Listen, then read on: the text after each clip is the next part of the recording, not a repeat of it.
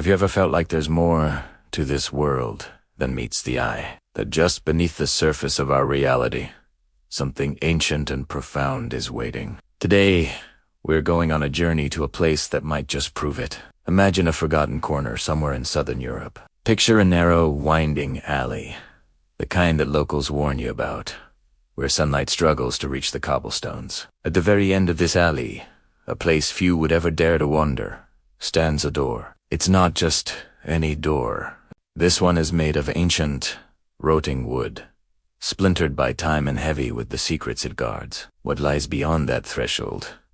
Not a home, not a shop, but a workshop. And within it, a most peculiar man. He looks to be 60, maybe older. His face is a road map of wrinkles, each one a story. His hair and beard, a cascade of pure silver, flow down to his waist, tangled and wild, as if woven from shadows and moonlight. But the whispers in the alley say something else. They say he's far older than any living soul has a right to be. As you step inside, you realize this place doesn't play by the normal rules of time. It's a pocket of reality, frozen in a perpetual, dusky twilight. The air is thick, not with dust, but with an almost electric energy. And then you see them, the paintings. Every single surface, the walls, the floor, the ceiling is alive, writhing with the most surreal, mind-bending art you have ever witnessed. These aren't just pictures. They're windows into another dimension. Impossible colors bleed and swirl into one another. Hues that shouldn't exist in our world. Human-like forms, amorphous and twisted, stretch across the canvases, and even the wooden beams above. They seem caught in a silent scream, suspended between a beautiful dream and a terrifying nightmare. You see landscapes where geometry has gone completely mad, where the fundamental laws of nature seem to bend and bow to some darker, more intelligent logic. It feels like you've stepped directly into the mind of a genius or a madman.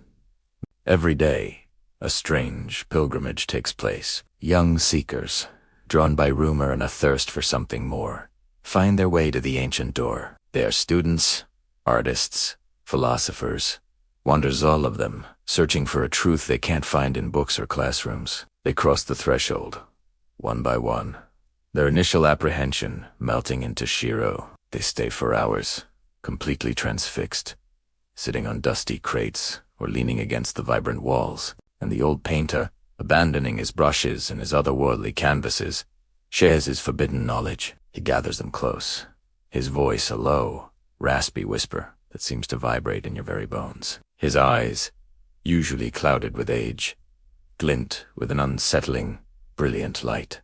I possess infinite power.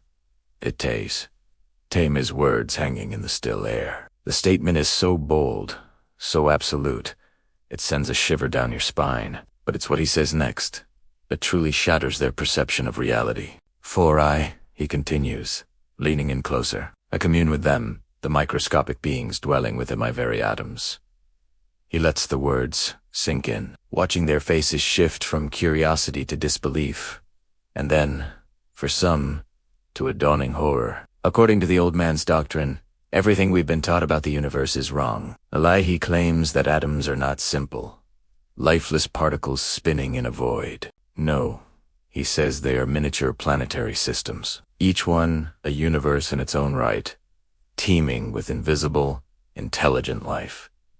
Can you imagine that? Trillions upon trillions of civilizations living and dying inside a single speck of dust, inside a drop of water, inside you. He describes these entities, these atomic beings, as forming vast, complex federations. They weave themselves together, creating the molecular chains that make up all matter in the universe. A rock, a tree, the air you breathe, it's all the surface layer of their unfathomable, interconnected civilization. The old painter's lecture continues, spiraling deeper and deeper into this hidden reality. He explains that every physical phenomenon we observe is merely a ripple effect from the actions of these beings.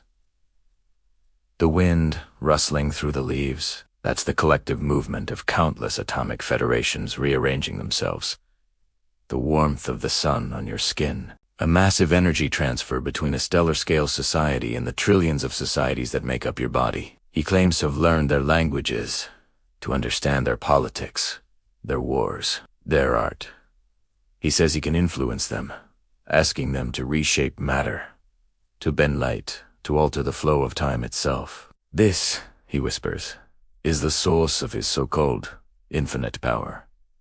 It's not magic. It's a deep, fundamental understanding of the true nature of existence. He speaks of cosmic histories that stretch back eons before our own universe was even born. He describes dimensions stacked one on top of the other like pages in a book, each governed by consciousnesses so vast they would be incomprehensible to us. He talks about the very fabric of thought itself being a construct, a shared network created by these beings to allow larger organisms, like us, to experience a simplified version of reality. Our consciousness, our sense of self, is just a temporary loan from an infinite, microscopic collective. These are just fragments of what he knows, tiny glimpses into an abyss of knowledge that he claims to have spent centuries, or maybe millennia, accumulating. As the twilight in the workshop deepens, the session ends. The young visitors begin to stir, emerging from their trance-like state, and as they leave that timeless place,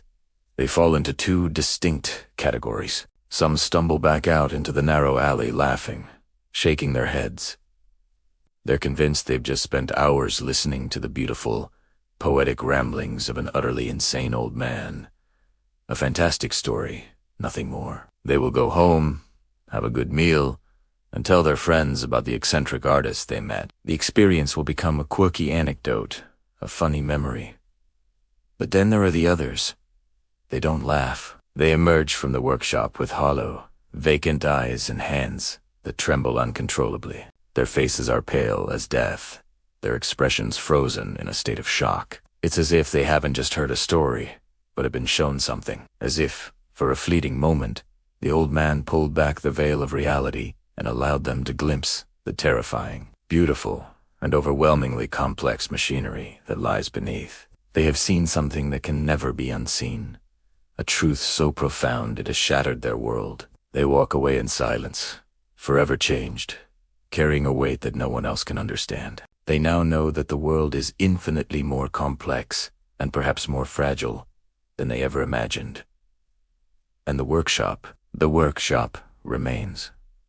The ancient wooden door stands at the end of the forgotten alley, weathered and waiting. It's waiting for the next seeker, the next curious soul brave enough to turn down that narrow path and knock. It waits for those who feel the pull of the unknown, for those who suspect that our reality is just the beginning of the story. The old man is still inside, surrounded by his impossible colors and his whispered secrets, ready to share his forbidden knowledge once more. The question is, if you found that door, would you dare to open it? And if you did, which group would you fall into when you left? The laughing disbelievers, or T-silent shaken few who have seen the truth? Thank you so much for joining me on this journey into the unknown. If you enjoy exploring mysteries like this and diving into stories that challenge your perception of reality, please consider liking this video and subscribing to the channel. It really helps us continue to bring these strange and wonderful tales to light. Let us know in the comments what you think is the old man, a genius or a madman. Until next time, stay curious.